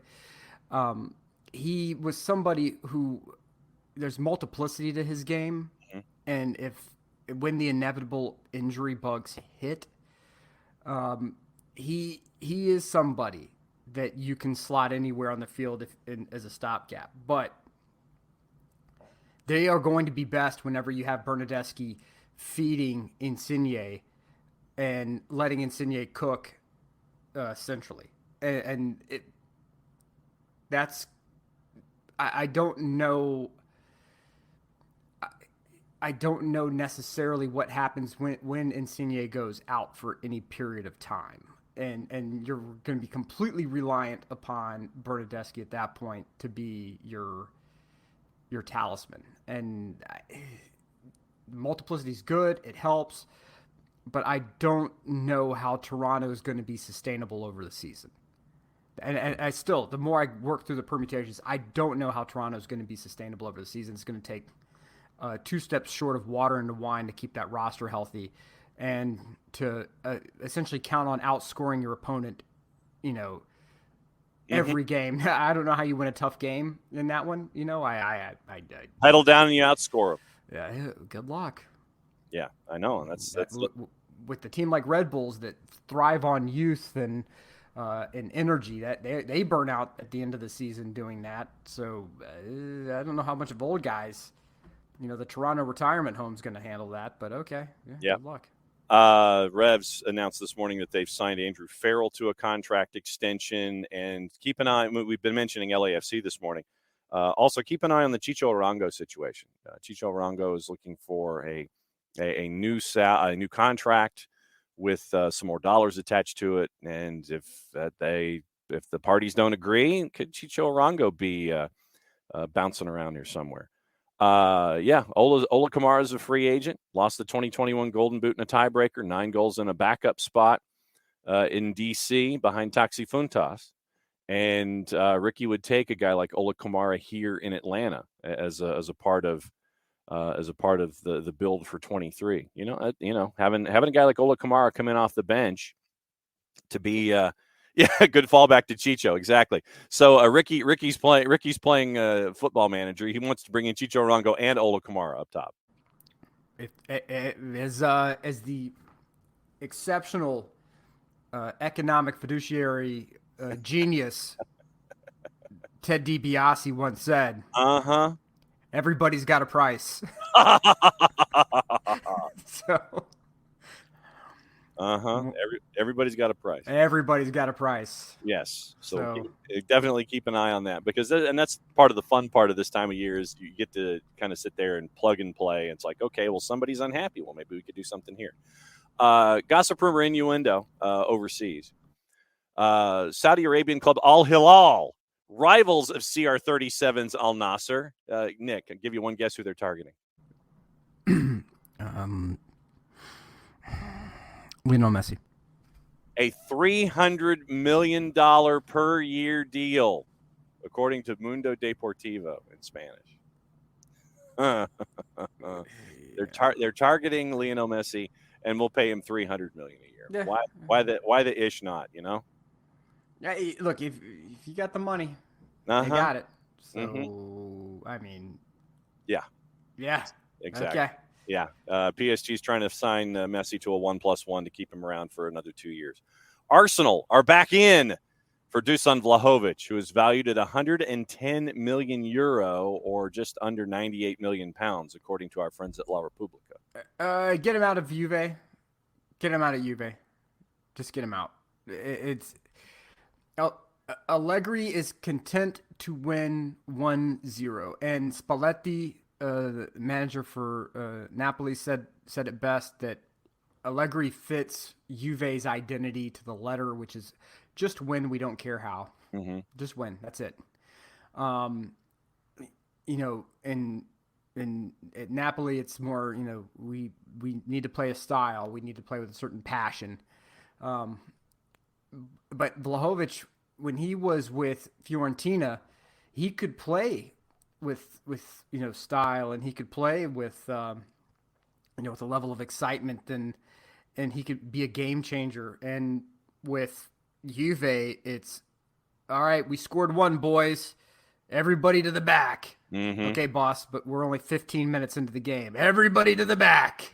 So, I don't think it's good for career, nor do I think it's good for any striker to go to Juve and expect to put up any numbers. Just because you may have grown up wearing a black and white shirt doesn't necessarily mean it's going to be best for your long-term marketability. So going to Arsenal, I think he can definitely play in our Arteta system. I think he's somebody who would probably enjoy that a great deal. I think his bank account would certainly enjoy playing in the Prem.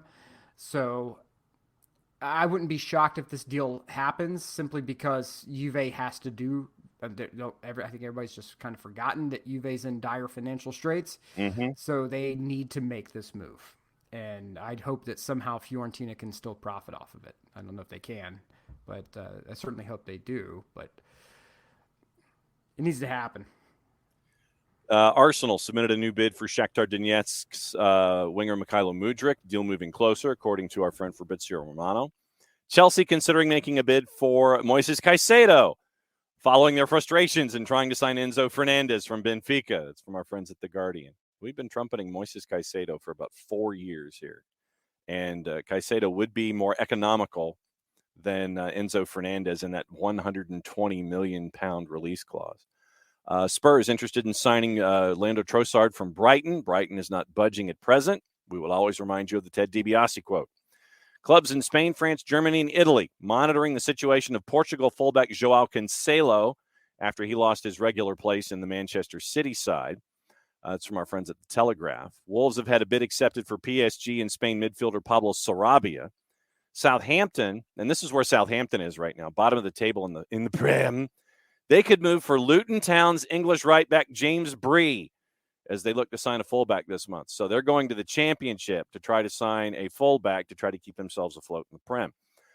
Leeds deal for Hoffenheim striker Jorginho Ruder will be around 35 million pounds, a club record fee, according to our friends at Sky. Nottingham Forest closing in on the 16 million pound signing of Brazilian midfielder Danilo from Palmeiras. Everton looking to sign 2 forwards this month, according to our friends at Football Insider. Manchester United, Anthony Elanga is one of the players Everton are targeting, want the 20-year-old on an initial loan deal. Besiktas interested in Raul Jimenez as a replacement for Wout Weghorst, who is set to join Manchester United. Speaking of Wolves, activated the clause worth 44.4 million pounds to make Mateus Cunha's loan deal from Atletico Madrid into a permanent move. Brentford have made an offer to Antalyaspor to sign Haji Wright, according to our friend Tommy Scoops. We'll keep an eye on that one. Bournemouth confident of re-signing Netherlands midfielder Arnaud Danjuma from Villarreal amid reported interest from Everton. And Youssoufa Moukoko has been linked with Newcastle, but the 18-year-old is now set to sign a new contract with Borussia Dortmund after a breakthrough in negotiations, according to our friends at Sky Germany. So that's the early round of gossip, rumor, and innuendo, and who is traveling where and who could be going who could be going, who could be staying, and who could be working their way through. Atlanta United, too, this morning, they have some signees, and we are going to have Jessica Charman on the show on Monday morning to discuss. But the Twos have made some deals, and they're bringing in their players for the 23 season. If I can find the release and figure out what part of the world it was in when it was posted. Here we go. Okay, it's in this email. Okay. Atlanta United 2 announces the return of 8 players from last year's team and the addition of 3 new players to the roster ahead of the first MLS Next Pro season. Goalkeeper Sebastian Guerra, midfielder Kofi Tumasi, forward Kareem Tamimi are going to join Atlanta United 2 pending league and federation approval. Also for the Twos, and once if Jarrett is able to hop back in, we can get his thoughts on this as well. Reyes, defenders Heimar, Nelson Orji, midfielders Nick Firmino, David Mejia, Emanike, Tony Tiente, and Johnny Vial all return for another season with Atlanta United 2. Heimar led the group with 4 goals, 6 assists. Mejia, Vial combined for 5 assists. Reyes, 16 starts and goal, finished the campaign with 85 saves. Guerra comes from Atlético Nacional in Colombia before he signed his professional contract in 2019. Made his professional debut just after Thanksgiving in 2020 in a match against CD America. Loaned to Valledupar in the second division, 3 appearances there. Tumasi, a D-mid who grew up in Ghana. Professional career began in 2017, signed by a Romanian club, loaned out to FC Universitatea Cluj, where he made 12 appearances in the Romanian second division. Career in Germany as well, 49 professional appearances and 2 goals. And the individual that for me was very intriguing, and once again, we'll get Jess's thoughts on Monday. Kareem Tamimi was lights out at Georgia Gwinnett College, and this is not the first time that Atlanta United has gone to Georgia Gwinnett College. Remember Tony Tiente? And Tony Tiente, we saw what Tiente has been able to do with Atlanta United with the Twos last year. So Atlanta United 2 goes back to Georgia Gwinnett College, brings in Kareem Tamimi, 36 goals, 47 matches for the Grizz, 18 goals, 10 assists in his senior year. First team NAI All-American team selection, 2022 Continental Athletic Conference Player of the Year, quarterfinal round of the NAI National Championships. And just getting some quick stuff on Tamimi. Jess, who worked the games for Georgia Gwinnett College this year, set-piece goal scorer, hardworking, nimble feet, and great close ball control in the 18. So on Monday, we'll hear more from Jess about Kareem Tamimi, and we'll catch up with Jess with everything going on in Charlotte as she's getting ready for a year or two of preparing for the crown. So don't know yet who the Twos coach is this season. Rich, haven't heard yet. Don't have, and to Ricky's point, we don't have a whole lot of info about MLS Next Pro yet. Knicks, we don't know if they're going to be back at the Fraction or what. Burned. About the NWSL Draft, and Casey hit the jackpot with the Michelle Cooper pick. Opening kickoff this morning, we did kind of talk about the draft and how prolific it was for ACC schools like FSU and Virginia in the first round. But what I did talk about in opening kickoff this morning was how one player who wasn't selected is going to come in, and I want to see, honestly, if this was a moment, Nick, for Atlanta to have a franchise in the NWSL, this would have been that moment. Amy Andrews, your MVP in USLW, was not selected in the 4 rounds of the draft. 19 goals in 16 matches, led Tormenta to the USLW title, was not picked in the first 4 rounds of the draft. You cannot tell me that Amy Andrews is the 49th best player in the United States from her time at Western Illinois and her time with South Georgia Tormenta. You cannot tell me that she is not a top 50 player.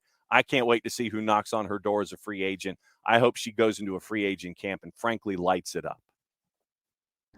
Again, this we talked about opening segment that there are times it appears that NWSL is picking players like a 12-year-old playing Madden on Ultimate Team. Like there's no there's no sort of in-depth scouting. It's just who knows who.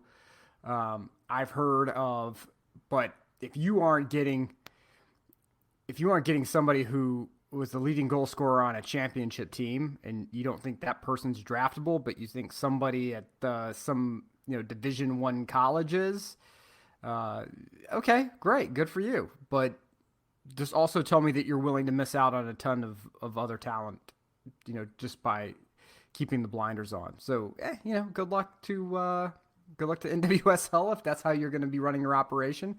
But I hope that scouting is expanded. It just shows me the limitations of scouting. I'll put it that way. Yeah. Angel City went number 1, picking high school Westlake Prep's Alyssa Thompson. So that dropped Michelle Cooper to number 2 in Kansas City. In Kansas City, Kansas City is bringing in, Kansas City is more than happy to be splashing the cash. And they're bringing in Dabinia. They've got Michelle Cooper at number 2, who fell to number 2 because Angel City went the direction they did. I'm looking forward to seeing how Kansas City works their way through in the upcoming NWSL season. We'll see if we can get Jen Hildreth on to do a 1v1 and talk about Kansas City and everything going on there. Nix is volunteering to be the head coach of the Twos, and Abby's confirmed that they will be back at the Fraction next year. But so Nix is volunteering to coach the Twos. He says, "Okay, dang it, I'll coach the Twos next season." And yeah, the Current are stacked. No doubt about it, Nix. The Current are stacked. They are going all in as they're building their stadium and trying to get to the top of the ladder in the NWSL. Other thing that I wanted to get into this morning, Nick, is other than talking about the little ball of hate, Johnny Dean making his way to the Chicago Fire from Birmingham Legion. And like I said, we'll talk Twos and Johnny Dean if Jarrett can rejoin us this morning. There was a study that was produced, and the headline of the article, and it's discussing European football in general. Nearly half of Premier League action is inactive, lost to time-wasting VAR deliberations and other pauses in the game, and the issue is getting worse. On average, in-play action only comprises just under 56% of matches this season, the lowest in 11 years since the records began, and has been on an incremental slide in 8 of those campaigns. The advent of VAR did not change downward trajectory, and there have been above-average declines for in-play action over the past 2 seasons, with the ratio trending towards the halfway mark. Stoppage time is at an all-time high this year, currently averaging around 8 minutes across both halves, which helps mitigate delays caused by VAR reviews and the new 5 substitution rule. The multi-ball system also introduced this year to maintain in-play momentum. However, in-play action slipped to the lowest ratio ever recorded at under 55 minutes, and the time-wasting issue has been a frequent flashpoint. Across Europe, as a rule, right now, percentage in play, you have the Eredivisie at 60% or 59%, Liga at 57, just over, Premier League's at 56, just under, German Bundesliga slightly below that, Serie A at 55.3% of the action in play, 53 minutes and 56 seconds. Average match time 97.34. La Liga at Primera in Portugal and the Scottish Premiership. The Scottish Premiership, I get Jarrett to talk about this too. 52% of the time the ball is in play. 59% in the Eredivisie, 56% in the Prem, 55% Nick in Serie A, and apparently it's getting worse. I want to present this from a different angle, and that is that it's going to be easy to pile on with VAR and all that, but how many games have been saved because of VAR? Oh, you've had a lot of things that have flipped action the way that it should have been because of VAR. Right, where it instead of having once in a lifetime opportunities squandered because the failed call of an official. Mm-hmm. VAR was able to review and then make the decision, okay, it's a penalty or it's a no goal or, it's a red card, foul. Look, I'm okay with VAR. And if I have to, if somebody wants to do the metrics of diving down. Oh, there's only 56% of the action is blah, blah, blah, blah, blah. Okay, great. Awesome. Injuries happen. Faking injury again is part of the deal until you start doing something like what the NFL does with targeting. We talked about this yesterday, where if there's a perceived injury, you have somebody looking and they flag it. And don't say it can't happen. There's too much action. Crap, that's BS. The NBA does it. The NBA has a control center in up in New Jersey, and every game the refs get buzzed. Hey, this was a foul. This was not a foul, and the game continues, right? And there's ways of doing it. You just got to make the investments in the game to get it done. But we are adding and applying metrics to so many things instead of just letting stuff play out, because we want to have as much control as humanly possible over every little thing instead of letting things just naturally develop. There are times I want intervention. Stuff like VAR, I want intervention on. If people are faking injuries, then you want to have essentially reverse VAR or bizarro VAR to say, hey, look, no, that's a yellow card because the guy was diving. I think that's the best way to weed out the people who do that, because initially, yes, the game will slow down even more because people are getting checked. But I think over time, people will realize, okay, crap, I can't do that because I can't risk the card because I'll miss the next game. Or I can't risk it. A manager will say, I can't risk it because I can't have my defender or my defensive midfielder sitting on a yellow. So I think that's the only way to get it done. But as far as everything else that goes with the game, it's so fast now. It's so fast that you don't have any other choice but to include some sort of secondary officiating. That you have to. It's just too damn fast. If you took the players from today and put them in a track meet with the players from 20 years ago, 30 years ago, the old guys would be comically outmatched. There's just sports nutrition, sports fitness. It's at a completely different level now where the officials are barely able to keep up as it is. So, I mean, it's going to take creative out of the box thinking. Is it having, two refs, one on each half officiating? How do you gauge the quality? I don't know, but I think VAR and bizarro VAR are probably the best way to curb some of this time wasting. All right, so the folks at Sky, they posed the question, Sky Sports poll, and the question was, what is the most effective solution to stop time wasting? Stop the clock, add more stoppage time, give more yellow cards, or a minimum 60 minutes of in play, which is what Howard Webb, who is now the new head of the PGMOL, is kicking the tires on. He's trying to get a minimum of 60 minutes worth of play in a match. Stopping the clock, 69% of the poll said that you should stop the clock. This is the most effective solution to stop time wasting. 18% said add more stoppage time. And we saw what happened in the World Championship in November and December about that, where you had astronomical numbers when it came to stoppage time because the refs were told to add it back. And there was no fear about having a first half of 7 or a second half of 12. They didn't flinch about that kind of stuff.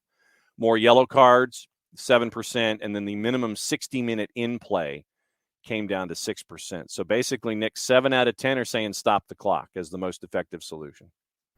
Yeah, I think so.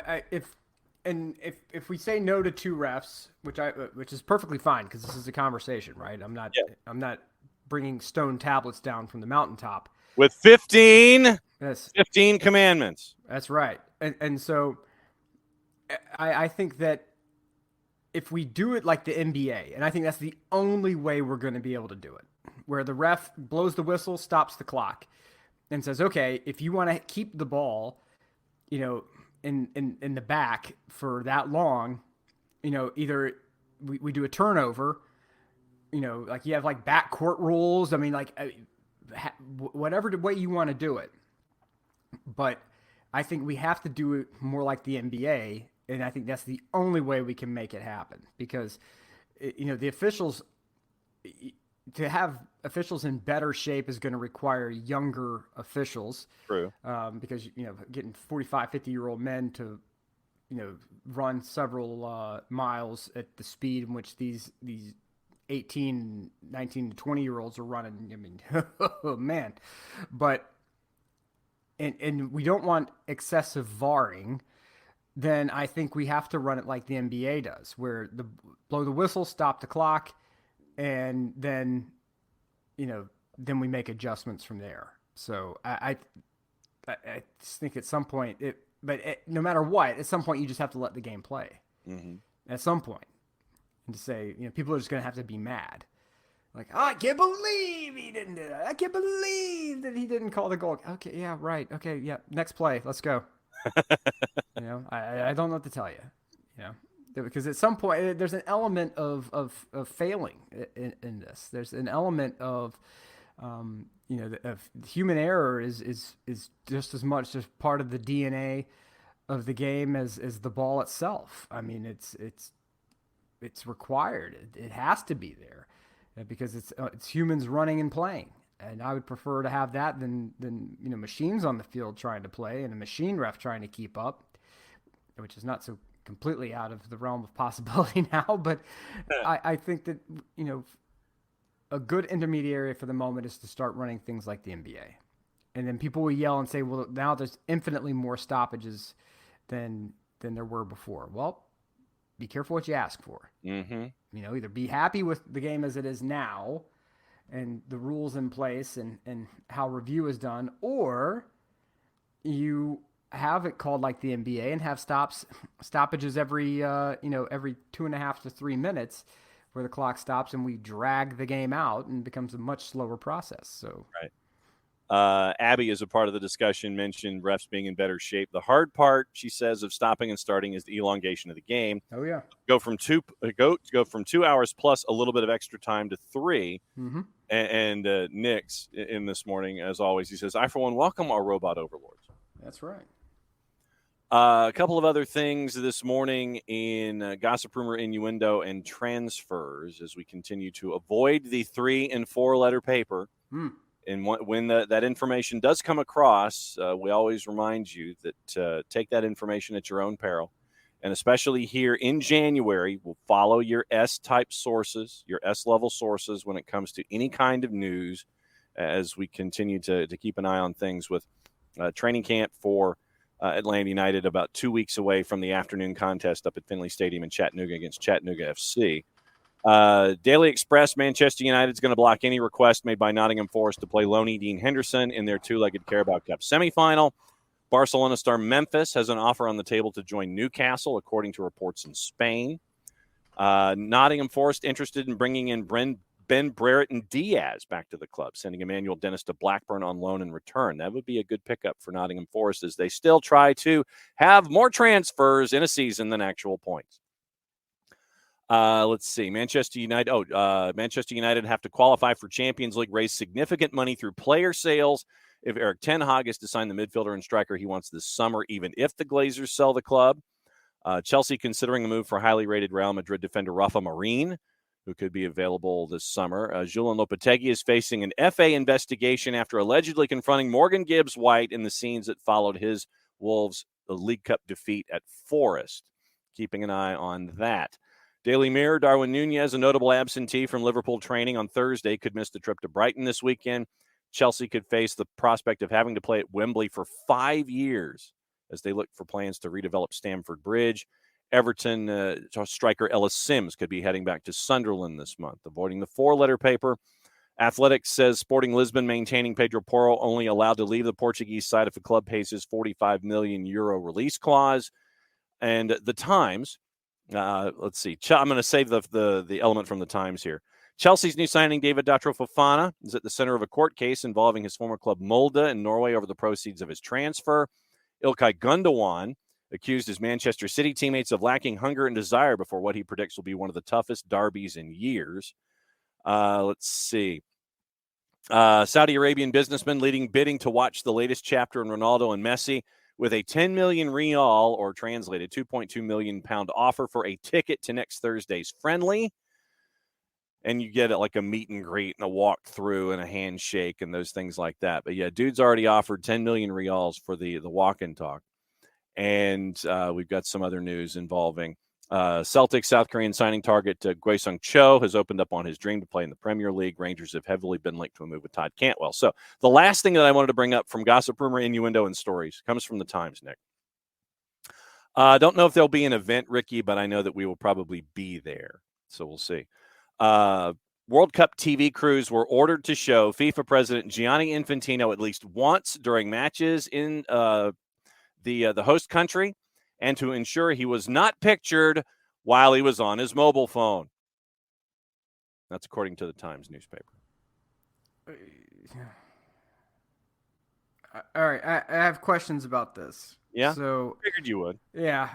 Well, am I shocked? No, because you have to have the people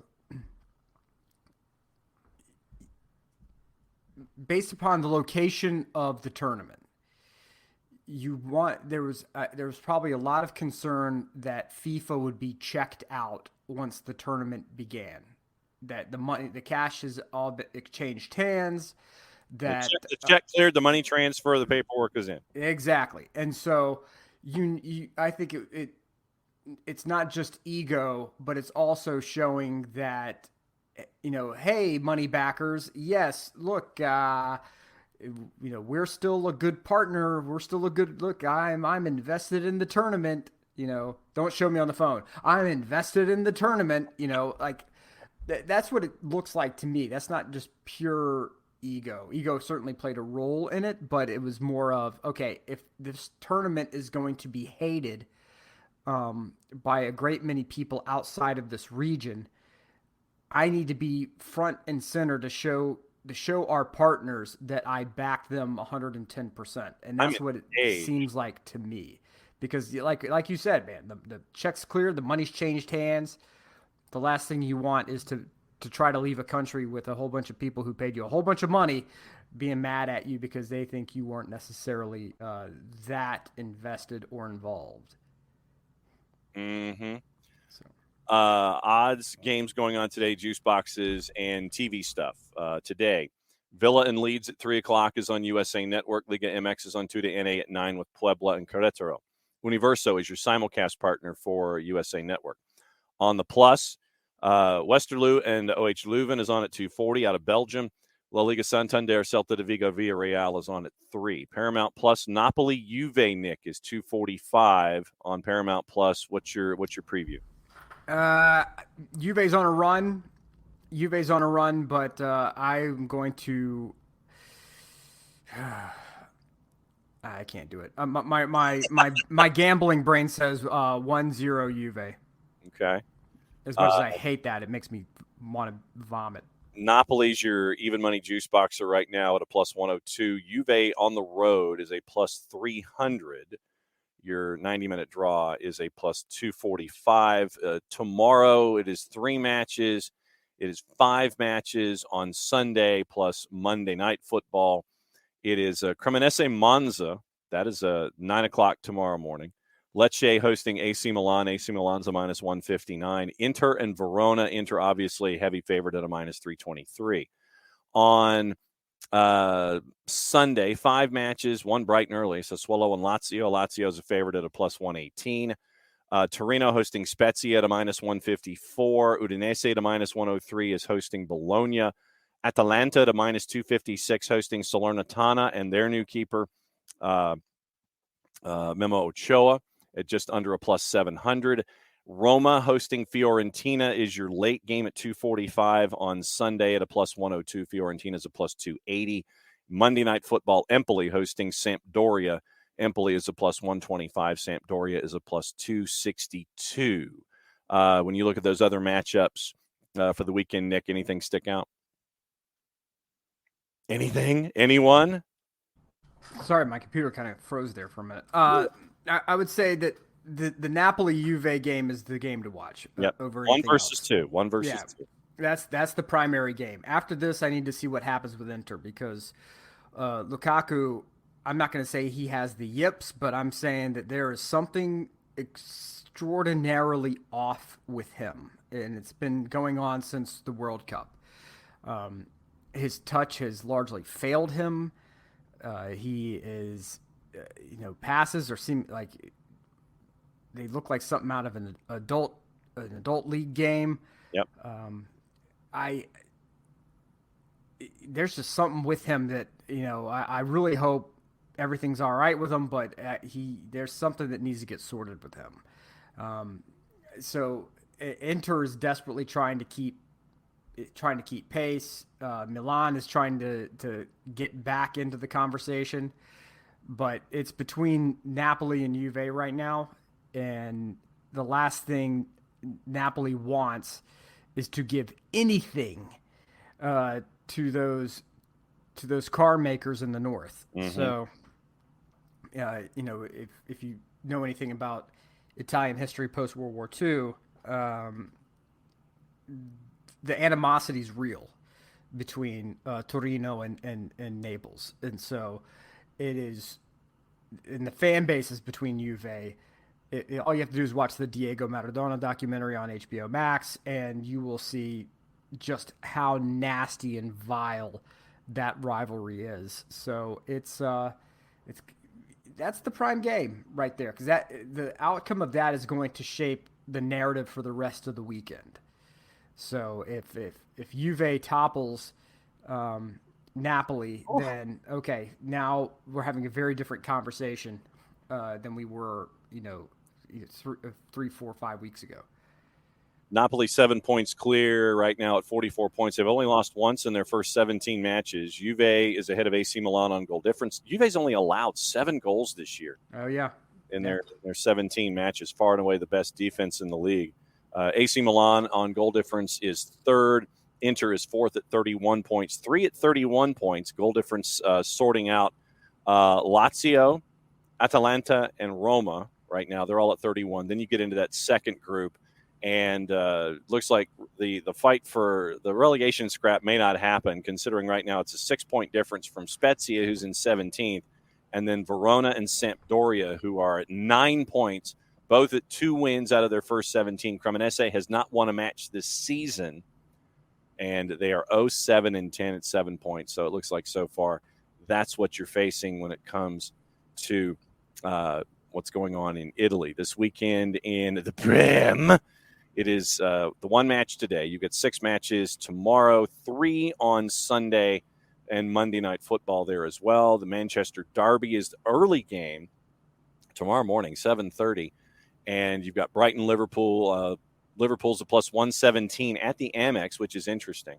Everton is a home favorite against Southampton at a plus 123. Juice Boxers have thrown a blanket over Nottingham Forest and Leicester. Sorry, Knicks. Leicester's a slight road favorite, but it's within the margin of error. Same with Wolves and West Ham at the Molineux. Brentford and Bournemouth. Brentford a minus 156 at the G-Tech. Bournemouth at a plus 442. And it looks like Bill Foley's ownership group, Black Knight Football Club, has acquired a 1/3 stake in Ligue 1 side Lorient. And it's the next step in building this multi-club model. Foley's going to have the option to increase his percentage over time. And shockingly, Bournemouth are hoping to sign Lorient winger Dango Ouattara.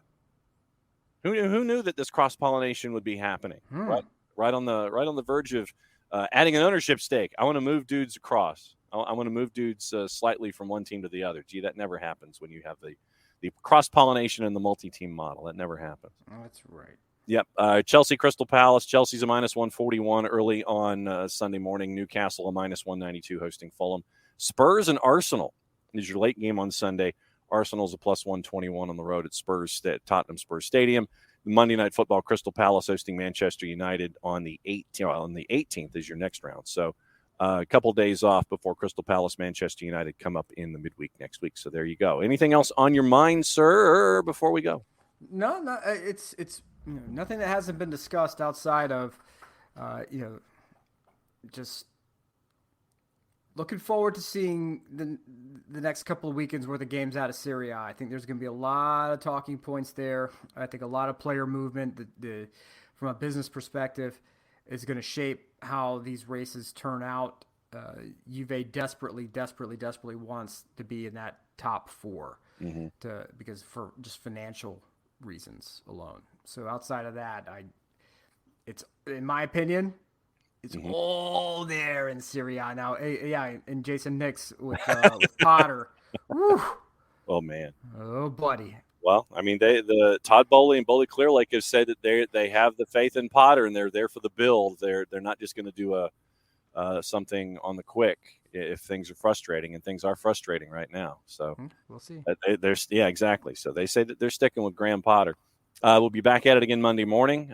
Jessica Charman joining us at some point to discuss what's been going on with the Crown as they get ready for second season, all of the transfers that have been happening, Major League Soccer, what she's looking for in the Eastern Conference, plus the notes on Atlanta United 2, getting her to talk about Kareem Tamimi heading for Atlanta United 2 and MLS Next Pro. Not the first time that GGC, Georgia Gwinnett College, and the Grizz have sent a player into the system, Tony Tiente, and now Kareem Tamimi. So we'll be catching up on all that stuff as well. Thanks to everybody for another great week.